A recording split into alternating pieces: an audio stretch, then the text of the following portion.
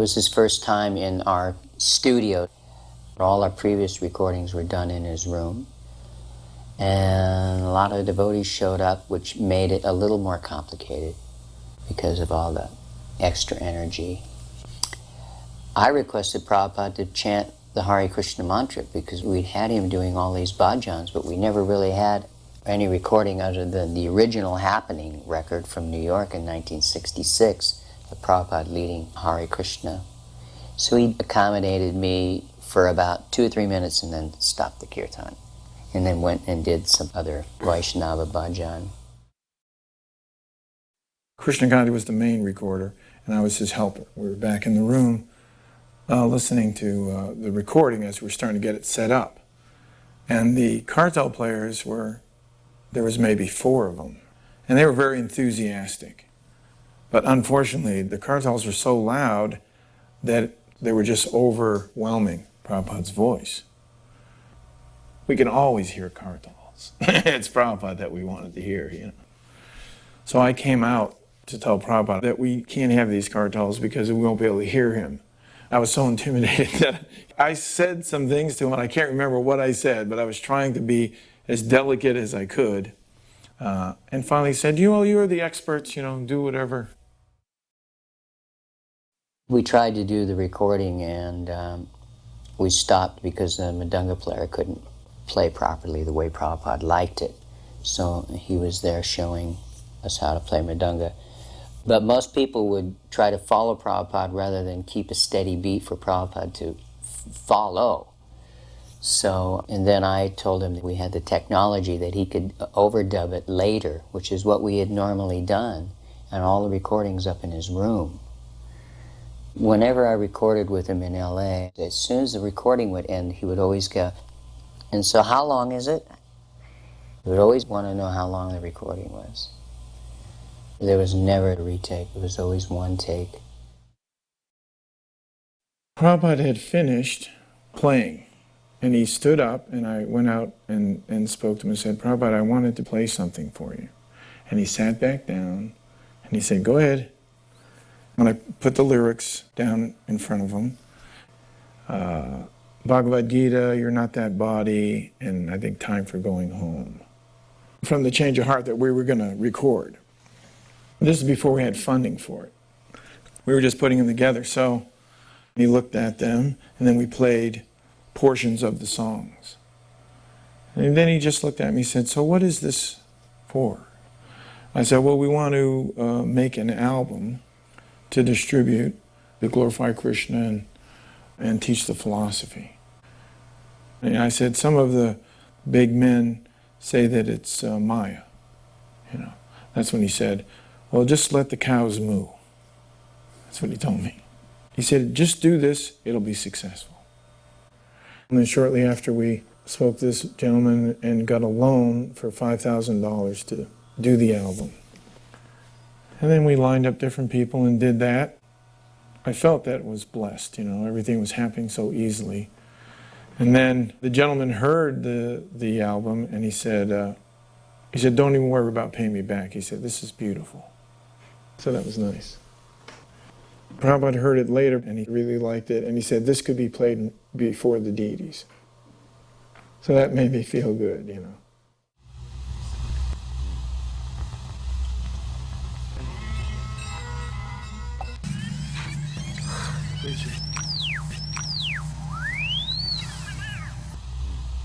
My father wanted me to become like this.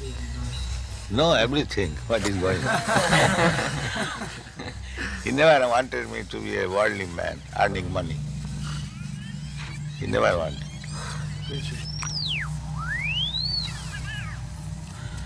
There was some arrangement for my going to England after my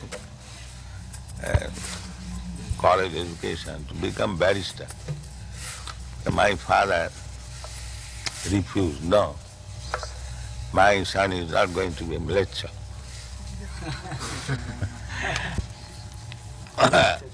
Ready?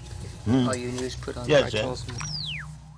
We ended up having Prabhupada play the mridanga himself, overdub with headphones, and that's what we did. There it is. He would listen to the track that he had done with harmonium and singing with kartals.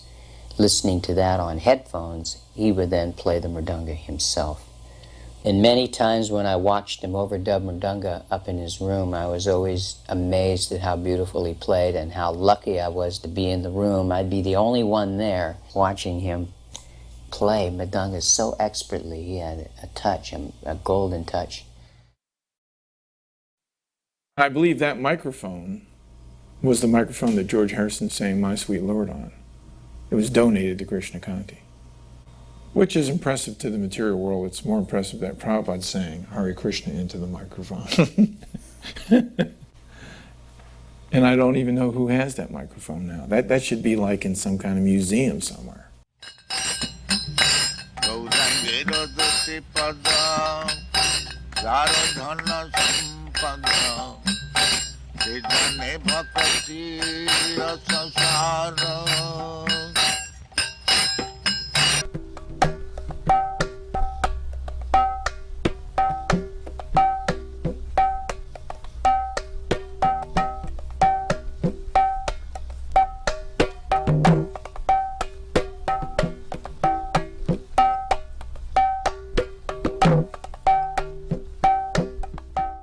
There was a plate of sweet balls and fruit that was brought in for Prabhupada. At one point he picked up an orange and ate it. And then when Prabhupada finally left, everybody bombarded the plate. So by the time I got there, everything was gone but the orange. So I took that. Yeah, and I still have it. I never thought I'd see it again. Wow. And it still tastes nice. It's very orangey. I have it wrapped up. It's on the altar. While he was being massaged by Hare, I asked him if he was aware that Vishnujan Maharaj had probably committed suicide. Prabhupada suddenly looked up at me with concern and said, "Why do you think that?" And I asked him if he could remember a few months previously in Mayapur when Vishnujan had asked him, "How has Chota Haridas been delivered by committing suicide after his offense?" I recounted that story to Prabhupada, including roughly what Prabhupada had said. After I finished, Prabhupada looked at Hare and he said, "Do you think he did that?" Hare shrugs his shoulders. Prabhupada put his head down and said, "He might have done that." One night I went up with warm milk for him, and as soon as I opened the door there was a different energy that felt innocent and childlike. And I went over and put it down on his desk, and he had his wire rim glasses on. He was reading Krishna book, and he looked up at me very childlike. He said, "You know, when I read this book I learn things. I can't believe I wrote it." He said, "Actually, I didn't write it. Krishna wrote it." And then he put his glasses down, and the mood was very sweet. After I'd taken the plate out, I came back in to turn his bed down, and he came over to get in bed. I had never tucked him in bed before. I'd always left the room, and he was doing something. So he got in, and he curled up, and I pulled the covers up over him. And the whole thing was just so, I don't know what you would call it. It was almost like a parental rasa, somehow tucking in and he just looked up and smiled and put his head to the pillow. Srila Prabhupada decided to see the new movie that Vishaka and Yadavar Prabhu made called Spiritual Frontier about New Vrindavan, and Kirtanananda Swami flew out to look at that movie with him. So one evening it was being shown in the temple room. Prabhupada sat on his Vyasasan, and we proceeded to view this wonderful movie of the New Vrindavan community and what was happening there. Prabhupada liked it very much. About midway, there was a close-up of a wok with a puri being cooked, and it puffed up, and Prabhupada leaned over to Tamal Krishna Maharaj and said, "I would like one of those puris." But then at the end of the movie, he was glorifying Kirtanananda Swami and the work that he had been doing in New Vrindavan, and he was so pleased. He said, I bless Kirtanananda Swami to go back to Godhead in this life. And all the devotees just broke out in this cheer. And then in his magnanimity and his big heart, he said, "What Kirtanananda?" he said, and he took his right hand and he placed it in the direction of Kirtanananda, which was the corner on the left. And then he started sweeping it across the heads of all the devotees in the temple room. And he said, "I bless all of you to go back to Godhead." And then as his hand was moving, I remember feeling like, "Oh, Srila Prabhupada, please make sure your hand comes all the way this way," because it was all the way to the far right up in the balcony. And he did. It was a majestic movement blessing all these devotees back to Godhead. And we all just broke into this huge cheer, "Jai, Srila Prabhupada!"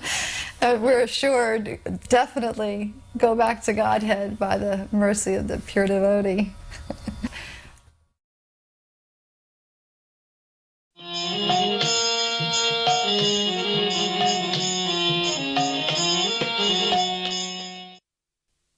I was the temple president in New Vrindavan for, so many years, and Prabhupada had a vision for a pilgrimage site in North America and a farm community. So he never emphasized book distribution to us.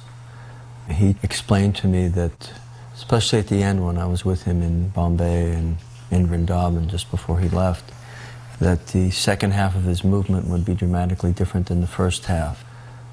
The emergency tactics that he used to distribute books and give young people sannyas and open as many temples as possible, he wanted places like New Vrindavan to establish the culture of Krishna consciousness with colleges, grihastha lifestyle, all of the things to demonstrate the philosophy that he was so careful to present in his books. So he, right up to the end, was telling me that the farm communities were so important for this second half, and the vision would be so different than when his movement got started in the Western world.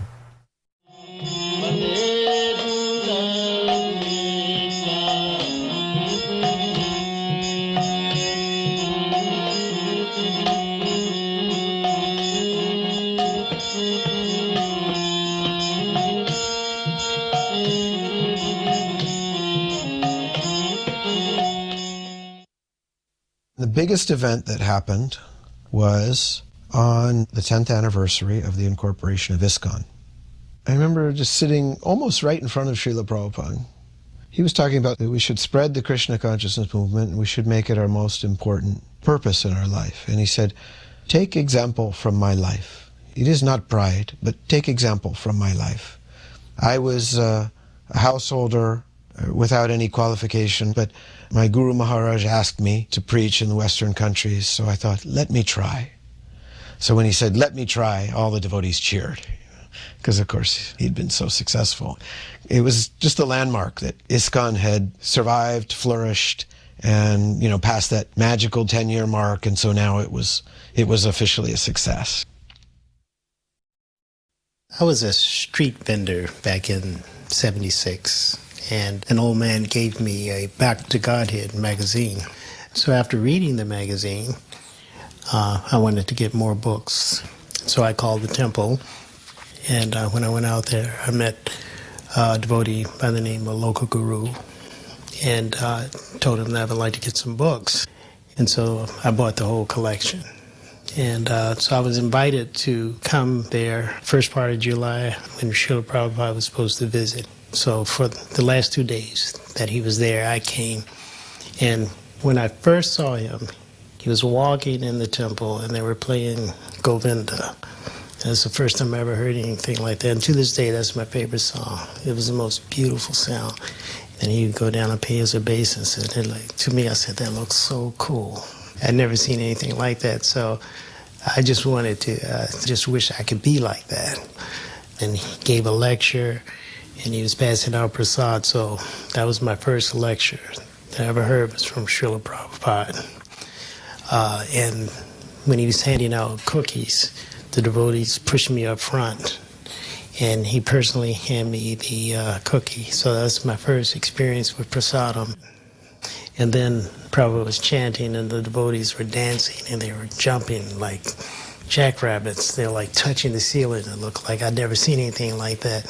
So after that experience, I knew it was something very special. Before that, I had spent a whole month in June reading the Bhagavad Gita. And I read it at my vendor stand every day. It was in June, it was warm, so I'd sit outside my stand on Georgia Avenue. And each day, it took me 30 days to read. And on the 30th day, I had completed it. I started on June 1st, on my birthday. So it was like a rebirth for me. And I read it for 30 days. And I couldn't stop, couldn't put it down. And it just, a whole transformation just came over me, the way I was seeing things, the way I was responding to life. It was an answer to all my questions that I had ever since I was a small child. But then actually seeing the devotees and associating with Prabhupada, it put a spark of service in my heart. And ever since then, I've been somehow connected with the devotees. Prabhupada came out to go from his quarters, which was up on the hill, down to the temple for greeting the deities in the morning. So there was supposed to be some kind of a kirtan to usher him down to the temple. Somehow or other, I had a mridanga in my hands, and I'm not a mridanga player either, really. I remember when I first joined, I would play this bing, bing, bong, bong, bing, bing, flap, flap, bing, bing, bong, bong, bing, bing, flap, flap. That was the first mridanga beat that I knew, and then there was bing, ka-ding, bong, bing, ka-ding, bong, bing, ka-ding, you know, like that, simple beat. So I was playing one of those beats, and they had me leading the kirtan. And I was just chanting the simple Hare Krishna, Krishna Krishna, Hare Hare. And I was walking right next to Srila Prabhupada. And as I was chanting away at the top of my lungs, trying to do the best I could, Srila Prabhupada just turns to me with a smile and kind of cocked his head back a little bit, looking at me with approval. And he said, Jai. It's the only word Prabhupada ever directly said to me. Yet that one Jai stuck with me. It was a Jai, not just a Jai to me, but it was a Jai in relationship to my endeavor to do Sankirtan, to sing the holy name, Hare Krishna, for the rest of my life. People from all over America were coming to celebrate the 4th of July. And that was our bicentennial. So that was a big to-do. But everyone was very excited because we were taking Srila Prabhupada down to Washington, D.C. We were going to give him a grand tour of the city. And at the same time, at the end of the tour, we were going to go and watch the fireworks. So after the Sunday feast, there was a caravan of devotees. We brought the cartels and mridangas, and then Prabhupada was in the International Harvester.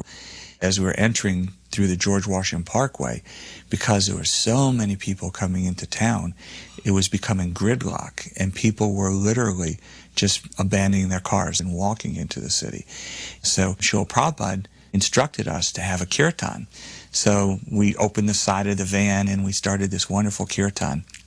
And I specifically remember there was this one couple. It was a hot July day, so they weren't wearing hardly anything. And they were both holding cans of beer in their hand, but they were dancing to the kirtan. And Srila Prabhupada commented. Prabhupada said their spiritual life had just begun. And later on, Srila Prabhupada commented again on that couple in either a letter or a talk with Rupanuga, how nice it was to see that American couple dancing to our kirtan. So I always took that as an important message of, just how merciful Srila Prabhupada was and how powerful and merciful Lord Chaitanya is through the holy name and through kirtan. I didn't get a chance to go to any of the darshans. I would get the morning program with Srila Prabhupada, the class, the kirtan, but then I'd go on Sankirtan. So the second to last day, I came back from the airport that night. All the way back from the airport, I was just absorbed in praying to Krishna that he could make some arrangement that I could actually get some association with Srila Prabhupada. So I came back that night and I was walking into the temple and I had a recollection of some small incident that took place in my youth. You could actually feel the super soul say, hey, just like that, run up the hill. So I just dropped my Sankirtan bag like a person possessed, and I just started running up the hill. And I got to the top of the hill, and I could hear Srila Prabhupada's voice, but I didn't know where he was. But it turned out he was inside the pool area. When I came around the front, Srila Prabhupada was actually coming out, and there was a little street lamp. And when Prabhupada stepped out of the darkness into the light, I just ran up and offered my full obeisances right at his feet. So then I looked up and I folded my palms and I said, Jai Srila Prabhupada. And Prabhupada said, Hare Krishna. And Hare said, Srila Prabhupada, these are the airport Sankirtan devotees, they just come back from the airport. Prabhupada looked at me and said, oh. He said, you're just arriving now? I said, yes, Srila Prabhupada. Prabhupada said, long day. So, how was the success? And I said, well, myself and Vaishnava Prabhu, between us, we distributed 135 books. And Prabhupada stuck his hand up in the air and he went, ah, victory. Just like that. So we walked, we got to the steps that go up to the house, and Prabhupada said, so you don't want to come in?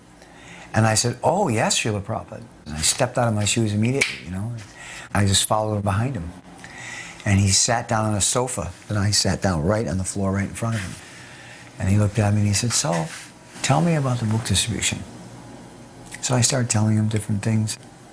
I said, I met one boy from Fort Jackson, South Carolina. It's a military base. He holds a class. 10 to 12 soldiers come every week and read your Bhagavad Gita together. And Prabhupada said, our Gita? And I said, your Gita, Srila Prabhupada. And he was bobbing his head, smiling really big. And he looked over at the devotees and he said, just see. That's all he said, just see. So then he said, you stay here in Washington? I said, no, Srila Prabhupada. I stay in New York. And Prabhupada said, ah, New York. I also stayed in New York. I began in New York. Like I didn't know. And Prabhupada said, you're coming to New York for the Rath Yatra? And I said, Srila Prabhupada, I wouldn't miss that for anything. He smiled and he said, Rath Yatra in New York City on 5th Avenue, most important street in the most important city in the most important country in the world. It has been my dream always to have Rath Yatra in New York. Then he said to me, so it's late, you have not taken prasad? And I said, no, Srila Prabhupada, I just came back from the airport. And he said, you are not hungry? At the moment, prasadam was the furthest thing from my mind, you know, I didn't think of food at all. But I immediately said, oh yes, Srila Prabhupada, I'm hungry. And Prabhupada said, well, then we have to get you some prasadam. So he said, call Palika. She opens the door and she just pops her head in. She goes, yes, Srila Prabhupada? And Prabhupada looks up and he says, you have any prasadam? And she said, Srila Prabhupada, we don't have any prasadam, we just have ice cream. And then Prabhupada looks and he goes, ice cream. He looks at me and he goes, you like ice cream? And I said, yes, Srila Prabhupada, I love ice cream. And Prabhupada said, so bring some ice cream. And when she brought it in, Prabhupada said, what flavor? She said, mango. Prabhupada looked at me and says, mango. It's like talking to me like a child, you know. It was blissful. And then he asked this devotee, Subhuti, where he was stationed, Subhuti Roy. Subhuti said, well, I'm in New York now, Srila Prabhupada, but I was formerly with Gargamuni in India. And Prabhupada said, ah, Gargamuni, library party. He said, yes, Srila Prabhupada. He said, so how was that? And Subhuti kind of launched into a sort of a negative description of his experience with that party. They didn't have much time for sadhana, the morning program was weak. He said like 3 sentences like that, and Prabhupada just cut him off. And he said, anyway, they're doing good work. And then he just looked straight back at me and never entertained the discussion anymore. Finally he said, all right, thank you very much. Book distribution ki jai. And I offered my obeisances. And I stood up and I said, thank you so much, Srila Prabhupada. And thank you for allowing me to serve you by distributing your books. And Prabhupada said, I thank you, and my Guru Maharaj thanks you. The thing that has sustained me more than anything is those few moments where Prabhupada would say to you, thank you very much. And he acknowledged, you know, you're trying to give him service from your heart.